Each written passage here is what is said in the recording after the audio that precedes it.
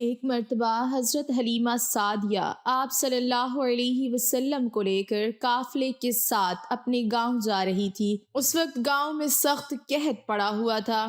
تمام جانوروں کے تھن میں دودھ سوکھ چکا تھا، لیکن حضور صلی اللہ علیہ وسلم کی برکت سے جانوروں کے تھن دودھ سے بھر گئے۔ لیکن جب قبیلے والوں نے یہ سب دیکھا تو بسم اللہ الرحمن الرحیم رحمت للعالمین حضرت محمد صلی اللہ علیہ وسلم کی ولادت مکہ مکرمہ میں ربیع الاول 571 عیسوی یعنی عام الفیل والے سال میں ہوئی۔ ابن سعد کی روایت ہے کہ حضور صلی اللہ علیہ وسلم کی والدہ نے فرمایا کہ جب حضرت محمد صلی اللہ علیہ وسلم کی پیدائش ہوئی، میرے جسم سے ایک نور نکلا جس سے ملک شام کے محلات روشن ہو گئے۔ جس رات آپ صلی اللہ علیہ وسلم اس دنیا میں تشریف لائے، اس رات کعبہ میں رکھے تمام بت منہ کے بل گر پڑے، اور اس طرح کے بے شمار معجزات کا ظہور ہوا جو اس بات کی علامت تھی کہ اس کائنات کا رہبر اور ہادی اس دنیا میں تشریف لا چکے ہیں۔ جب حضور صلی اللہ علیہ وسلم کی پیدائش کی خبر آپ کے دادا حضرت عبد المطلب کو ہوئی تو آپ تشریف لائے اور پوتے کو گود میں لیا تو آنکھیں بھر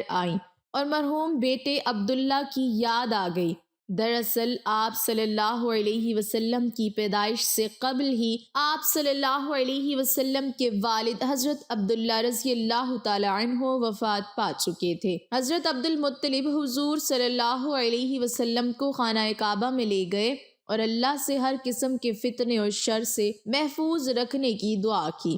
حضرت عبد المطلب نے آپ صلی اللہ علیہ وسلم کا نام محمد رکھا۔ حضور صلی اللہ علیہ وسلم نے 3 دن تک اپنی والدہ حضرت آمنہ رضی اللہ تعالی عنہا کا دودھ پیا، اور پھر ابو لہب کی باندی حضرت صوبیہ نے آپ کو دودھ پلایا۔ عربوں میں رواج تھا کہ پرورش کے لیے شیرخوار بچے کو دیہات میں بھیج دیا جاتا تھا تاکہ دیہات کی صاف آب و ہوا اور قدرتی غذا کے ذریعے ان کی اچھی طرح پرورش ہو۔ دراصل اس زمانے میں بنو سعد اور بنو بکر کی عورتیں مکہ آتی تھیں اور نومولود بچوں کو اپنے ساتھ پرورش کے لیے لے جایا کرتی تھیں، لہٰذا جب بنو سعد قریش کے علاقے میں آئے تو عورتوں نے مالدار گھروں سے بچوں کو گود لے لیا تاکہ انہیں زیادہ سے زیادہ مال و دولت اور انعام و کرام مل سکے۔ لیکن جب ان عورتوں نے حضرت آمنہ رضی اللہ تعالی عنہا کے لال کو دیکھا اور یہ پتہ چلا کہ یہ بچہ یتیم ہے تو مال نہ ملنے کی امید سے آپ صلی اللہ علیہ وسلم کو کسی نے بھی گود لینے سے انکار کر دیا۔ انہی عورتوں میں دائی حلیمہ بھی تھیں جو نہایت ہی غریب خاتون تھیں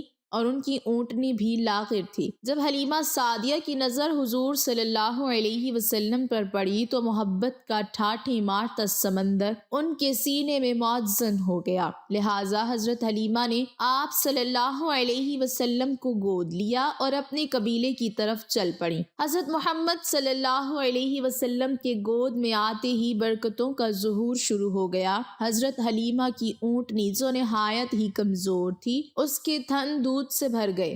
جب قافلہ کچھ دور پہنچا تو اونٹنی خوشی خوشی قافلے سے آگے آگے چلی جا رہی تھی۔ اس پر قافلے والوں نے پوچھا، اے حلیمہ، کیا یہ تیری ہی اونٹنی ہے یا کوئی اور؟ حلیمہ سعدیہ کے شوہر حارث نے بھی یہ سب محسوس کیا تو اپنی زوجہ سے کہنے لگے، حلیمہ، یہ تو بہت برکت والا بچہ ہے۔ حلیمہ سعدیہ نے کہا، واقعی مجھے بھی یہی امید ہے کہ یہ نہایت ہی بابرکت بچہ ہے اور خدا کی رحمت بن کر ہم کو ملا ہے۔ جب حضرت حلیمہ سعدیہ قافلے کے ساتھ اپنے گاؤں پہنچی تو وہاں سخت قحط پڑا ہوا تھا، تمام جانور کے تھن میں دودھ سوکھ چکے تھے۔ لیکن حضور صلی اللہ علیہ وسلم کو لے کر جب حلیمہ سعدیہ اپنے گھر میں تشریف لائیں تو بکریوں کے تھن دودھ سے بھر گئے۔ حضرت حلیمہ خود فرماتی ہیں کہ اب روزانہ میری بکریاں چراگاہ سے واپس آتی تو ان کے تھن دودھ سے بھرے ہوتے، جبکہ ہر طرف سوکھا پڑا تھا اور لوگوں کو اپنے جانوروں سے ایک قطرہ دودھ تک نہ ملتا تھا۔ لہٰذا میرے قبیلے والوں نے اپنے چرواہوں سے کہا کہ تم لوگ بھی اپنے جانوروں کو اسی جگہ چراؤ جہاں حلیمہ کی بکریاں چرتی ہیں۔ مگر یہاں چراگاہ یا جنگل کا کوئی دخل ہی نہ تھا۔ یہ تو رحمت للعالمین حضرت محمد صلی اللہ علیہ وسلم کی برکت کا فیض تھا، جس کو میں اور میرے شوہر کے سوا میری قوم کا کوئی شخص نہیں سمجھ سکتا تھا۔ حضور صلی اللہ علیہ وسلم کے آنے کے بعد سے اللہ کی طرف سے حضرت حلیمہ مسلسل اضافے اور خیر و برکت کا مشاہدہ کرتی رہیں۔ حضور صلی اللہ علیہ وسلم کے ابتدائی 2 سال حلیمہ سعدیہ اور ان کے شوہر حارث کے گود میں گزرے۔ 2 سال کا عرصہ گزر جانے کے بعد نبی صلی اللہ علیہ وسلم کی نشوونما اور تندرستی کا حال دوسرے بچوں سے اتنا اچھا تھا کہ 2 سال میں ہی آپ صلی اللہ علیہ وسلم خوب اچھے بڑے معلوم ہونے لگے تھے۔ آپ صلی اللہ علیہ وسلم نے اعلیٰ صفات و خوبیوں کی بنا پر بچپن سے ہی باقی بچوں سے جدا دکھائی دیتے تھے۔ آپ نہایت ہی سنجیدہ مزاج اور غور و فکر کرنے والے ذہن کے مالک تھے۔ جب حلیمہ سعدیہ کے بیٹے حضور کو اپنے ساتھ جنگل لے جاتے اور بکریاں چرایا کرتے تو واپس آ کر حضرت حلیمہ کو بتاتے کہ اے امی جان، محمد بڑی شان والے ہیں، جس وادی میں جاتے ہیں ہرا بھرا ہو جاتا ہے، دھوپ میں ایک بادل ان پر سایہ کرتا رہتا ہے، ریت پر آپ کے قدم کا نشان نہیں پڑتا اور جنگل کے جانور محمد کے قدم چومتے ہیں۔ ایک روز آپ صلی اللہ علیہ وسلم کے دودھ شریک بھائی دوڑتے ہوئے حضرت حلیمہ سعدیہ کے پاس آئے اور بتایا کہ 2 آدمیوں نے محمد کا پیٹ چاک کر دیا ہے۔ حضرت حلیمہ کے حواس باختہ ہو گئے اور وہ اپنے شوہر کے ساتھ دوڑتی ہوئی وہاں پہنچی تو دیکھا کہ حضور صلی اللہ علیہ وسلم صحیح سلامت کھڑے تھے۔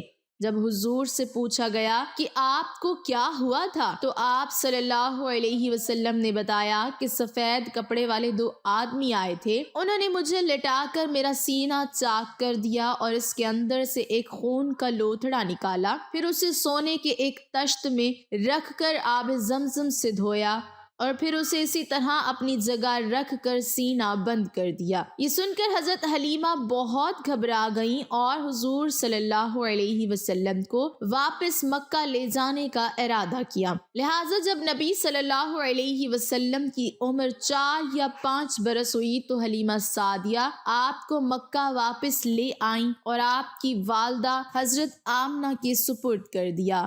یہاں حضرت ایمن جو آپ کے والد ماجد کی باندی تھیں، حضور صلی اللہ علیہ وسلم کی پرورش اور خدمت گزاری میں مصروف رہنے لگیں۔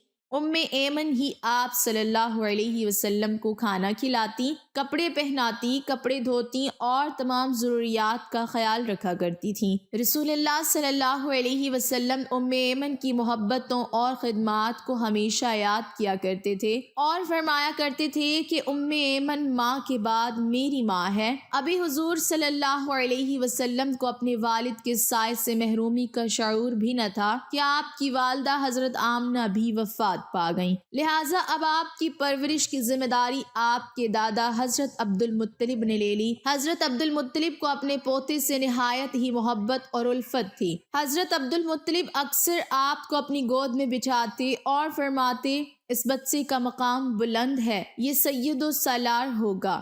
پھر آپ صلی اللہ علیہ وسلم کو آغوش میں لے کر اپنے پاس بٹھاتے اور محبت سے آپ کو چومتے۔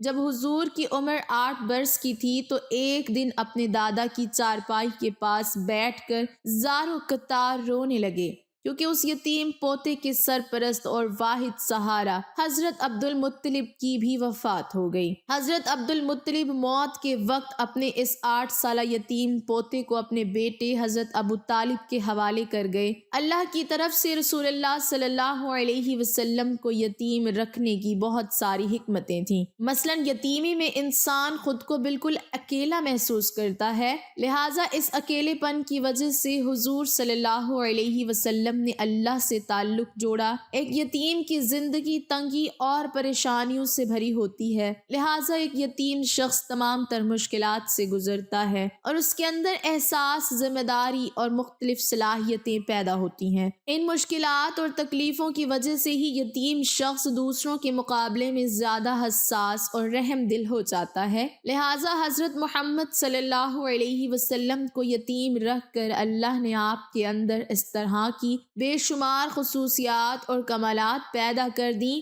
بہرحال اب حضرت ابو طالب کی سرپرستی میں حضور پاک صلی اللہ علیہ وسلم کی زندگی کا نیا دور شروع ہوا۔ 8 سال کی عمر میں جبکہ بچے دنیا کی اونچ نیچ سے بے خبر کھیل کود میں مگن ہوتے ہیں، حضور صلی اللہ علیہ وسلم دن بھر بکریوں کی رکھوالی کرتے، جنگل میں انہیں چرانے لے جاتے، دوپہر کے کھانے میں بیر کھا کر پیٹ بھرتے اور گھر کے چھوٹے بڑے کام کاج کر کے اپنے چچا حضرت ابو طالب کا ہاتھ بٹاتے۔ اگرچہ حضرت ابو طالب نے کبھی بھتیجے اور اپنے بچوں کے درمیان فرق نہ کیا تھا اور دونوں میاں بیوی نے حقیقی بیٹے کی طرح حضور صلی اللہ علیہ وسلم کی پرورش کی۔ حضور صلی اللہ علیہ وسلم 8-9 سال کی عمر میں ہر صبح شہر سے باہر نکل جاتے اور شام تک اکیلے صحرا میں رہتے تھے۔ اکثر اوقات کھلے آسمان اور بادلوں پر نظر جمائے رکھتے اور سورج ڈھلنے سے پہلے مویشیوں کو لے کر واپس آبادی میں لوٹ آتے۔ حضرت ابو طالب ایک تاجر تھے، لہٰذا حضرت محمد صلی اللہ علیہ وسلم کی عمر جب 12 سال کی تھی تو آپ انہیں تجارت کے سلسلے میں اپنے ساتھ ملک شام لے گئے۔ شام کے شہر بصرہ کے نزدیک ان کا قافلہ ٹھہرا۔ روایت ہے کہ جس جگہ ان کی کاروان نے پڑاؤ ڈالا وہاں بحیرہ نامی ایک راہب رہتا تھا۔ بحیرہ نے دیکھا کہ جس درخت کے نیچے قافلہ ٹھہرا ہے اس کی ٹہنیاں خود بخود جھک گئی ہیں۔ اس نے دیکھا کہ ایک 12 سال کا لڑکا قافلے میں شامل ہے جس پر بادل کا ایک ٹکڑا سایہ کیے ہوئے ہے۔ بحیرہ ایک عالم اور دانشور راہب تھا۔ وہ سمجھ گیا کہ یہ وہی موعود ہے جس کی بشارت ہماری کتابوں میں موجود ہے۔ وہ حضرت ابو طالب سے ملا اور ان کو نصیحت کی کہ اپنے بھتیجے کی پوری نگرانی کریں، یہ وہی بچہ ہے جس کا ذکر آسمانی کتابوں میں ہے۔ بحیرہ نے ابو طالب سے کہا کہ انہیں یہاں سے واپس مکہ بھیج دو اور شام نہ لے جاؤ کیونکہ انہیں یہودیوں سے خطرہ ہے۔ لہٰذا حضرت ابو طالب نے چند غلاموں سمیت حضور صلی اللہ علیہ وسلم کو مکہ واپس بھیج دیا۔ حضرت ابو طالب کا بیان ہے کہ میں نے کبھی بھی نہیں دیکھا کہ محمد نے کبھی کسی سے کوئی جھوٹ بولا ہو یا کبھی کسی کو دھوکہ دیا ہو یا کبھی کسی کو کوئی تکلیف دی ہو یا کبھی کوئی بےہودہ بات کی ہو۔ حضور صلی اللہ علیہ وسلم ہمیشہ خوش اخلاقی، نیک اتوار، نرم گفتگو، بلند کردار اور اعلیٰ درجہ کے پارسا اور پرہیزگار رہے۔ رسول پاک صلی اللہ علیہ وسلم بچپن میں تمام بچوں سے مختلف طبیعت کے مالک تھے۔ آپ میں باقی بچوں کی طرح شرارتیں اور شوخیاں نہ تھیں، بلکہ آپ بچپن ہی سے اس کائنات کے نظام پر غور و فکر کیا کرتے تھے۔ حضور صلی اللہ علیہ وسلم کی جس معاشرے اور سماج میں پرورش ہوئی اور جہاں آپ نے اپنے بچپن اور جوانی کا وقت گزارا، اس میں زناکاری، فحاشی، شراب نوشی، سود، ناچ گانا اور ہر قسم کی برائیاں زوروں پر تھیں۔ ایسے معاشرے میں تمام تر برائیوں سے محفوظ رہنا اور کسی معمولی سے معمولی برے عمل سے اپنی سیرت کو داغدار نہ ہونے دینا، یہ ایک غیر معمولی بات ہے۔ اللہ تعالی ہمیں دین کی سمجھ نصیب فرمائے اور ہمیں آپ صلی اللہ علیہ وسلم کے نقش قدم پر چلنے کی توفیق عطا فرمائے، آمین۔ ناظرین، کمنٹ باکس میں اللہ تعالیٰ کے 99 ناموں میں سے ایک نام ضرور ٹائپ کریں۔